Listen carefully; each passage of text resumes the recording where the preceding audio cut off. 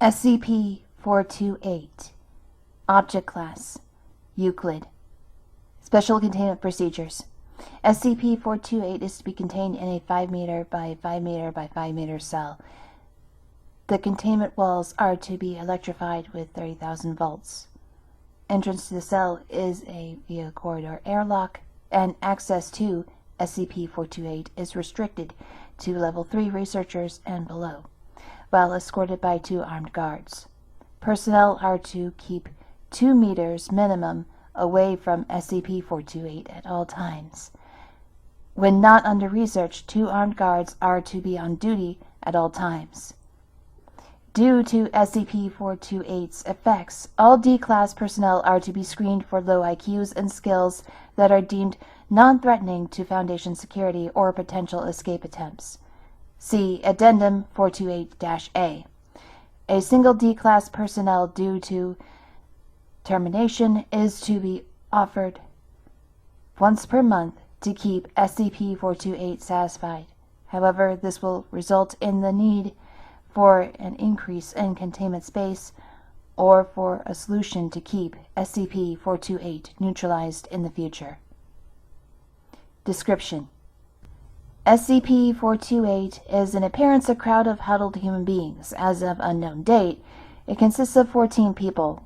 While huddled in a circle, SCP-428 is to be considered in a dormant state.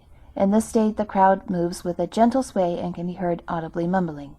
Upon further inspection, the biological internals, organs, bones, muscles, and fluids, leaving only the skin, have been removed from each individual and replaced with an unidentified material that attaches to a central amorphous mass in the middle of the crowd via links of flesh similar to umbilical cords.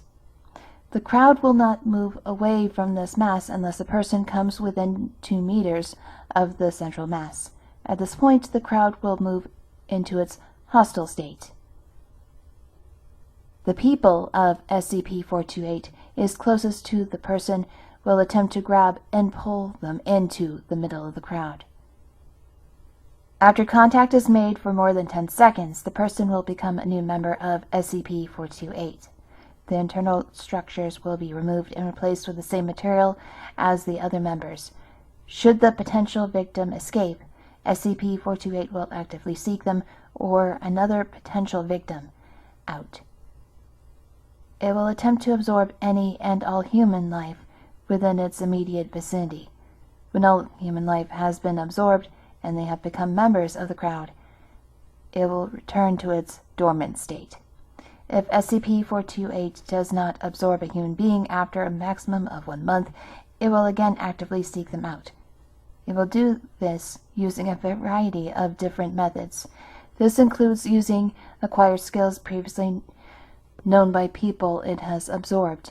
It will also use psychological tactics to lure people into its grasping distance. See Addendum 428-A. Wounds inflicted upon SCP-428's crowd heal at an accelerated rate and do not hinder movement. SCP-428 has been proven to be highly resilient. For instance, a bullet to the leg of a member of the crowd will become lodged, but will not affect the individual's movement, and beyond the substance seeping through, the hole will close up within a few days. However, wounds inflicted upon SCP-428's central mass will cause a great deal of pain to the crowd. This will cause the crowd to collapse in apparent agony, and SCP-428 will retreat from the cause of the injury, using the crowd to protect itself. This has since been used to herd SCP-428 back into containment. Should a connection between SCP-428 and a member of the crowd be severed, it will excrete the substance within it through all its natural orifices. A sample is currently being studied, and the remains have been incinerated. Note: SCP-428 has a hive mind, and therefore does not have the hindrance of movement that would be expected of a sizable crowd. It is able to move a large distance in a relatively short amount of time. It is only limited by the slowest member of the crowd at running speed. SCP-428 appears to maintain some of the memories, skills, and talents of the people it absorbs, and is willing to use these skills to gain further members. Addendum 428-A.